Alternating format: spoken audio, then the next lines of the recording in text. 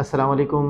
کیسے ہیں آپ لوگ؟ ٹھیک ٹھاک ہیں؟ ہم ایک انبیاء کی جو سیریز چل رہی ہے اس کے ہی حوالے سے آج پھر آپ کی خدمت میں حاضر ہوئے ہیں، اور آج ہم جن نبی کا تذکرہ کریں گے وہ بہت ہی مشہور نبی ہیں، اور ان کا قصہ بھی بڑا مشہور ہے اور بہت مزے کا قصہ ہے، حضرت یونس علیہ السلام کا۔ ہم نے انشاءاللہ تعالیٰ کوشش کرنی ہے کہ انشاءاللہ تعالیٰ ہم اس سے سبق بھی سیکھیں، اور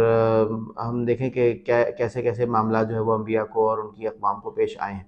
تو حضرت یونس علیہ السلام موصل کے علاقے نینوا میں ایک قوم کی طرف بھیجے گئے تھے، اور یہاں پر یعنی یہ عراق کا ہی علاقہ ہے۔ تو یہاں پر انہوں نے ایک قوم کو تبلیغ کی، اللہ تعالیٰ کی طرف بلاتے رہے،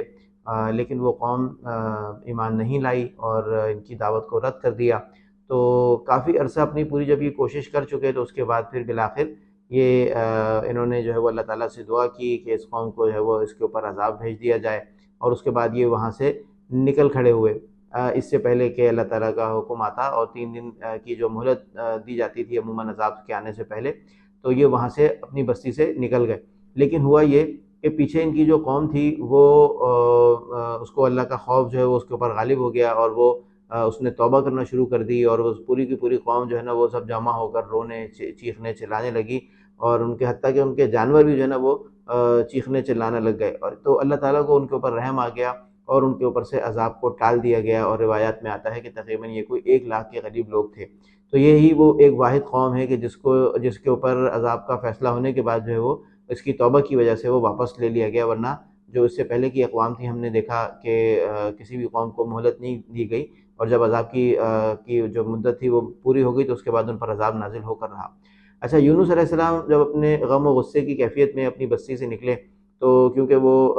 دریا کے کنارے ہی آباد جو ہے وہ علاقہ تھا، یا سمندر کے کنارے آباد علاقہ تھا، تو یہ کشتی میں سوار ہوئے وہاں سے کہیں اور جانے کے لیے۔ تو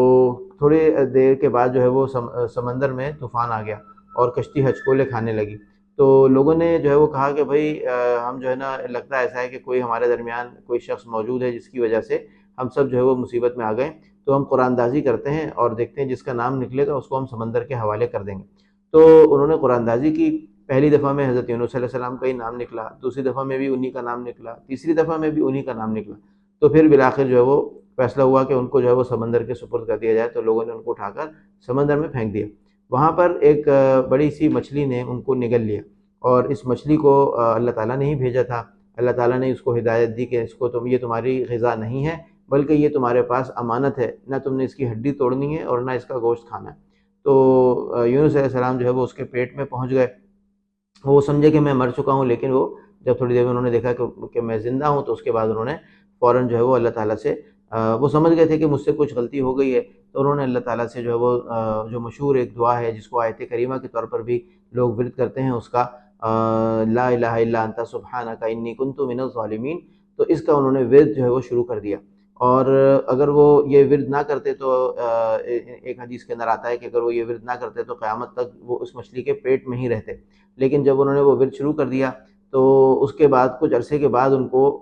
اس مچھلی نے ایک زمین کے اوپر جو ہے وہ باہر اگل دیا، اور اس وقت وہ بہت ہی کمزور حالت کے اندر تھے۔ کہا جاتا ہے کہ وہ 3 دن، کچھ کہتے ہیں 7 دن، اور کچھ روایات کے مطابق 40 دن وہ اس مچھلی کے پیٹ میں رہے تھے۔ تو اس کے یعنی کہ جو اندر کا جو تیزاب تھا اس کے معدے کا، اس نے ان کی کھال کو گلا دیا تھا۔ تو جب وہ یعنی اس نے زمین پر ان کو اگل دیا تو اس وقت ان کے جسم کی کھال جو تھی وہ بہت زیادہ خراب حالت میں تھی، اور پھر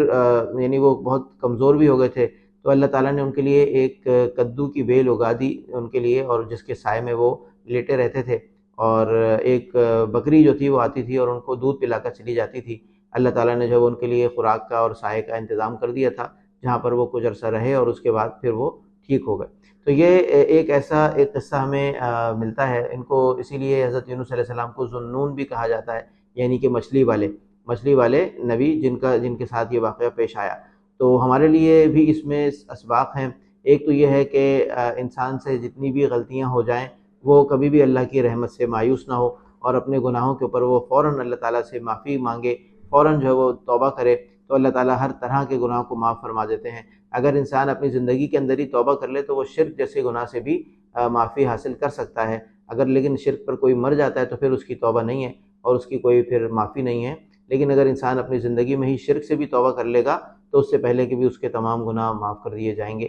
امید ہے کہ آپ کو آج کی بھی قسط ہماری پسند آئی ہوگی، اور انشاءاللہ اسی طرح سے یہ سلسلہ جاری رہے گا۔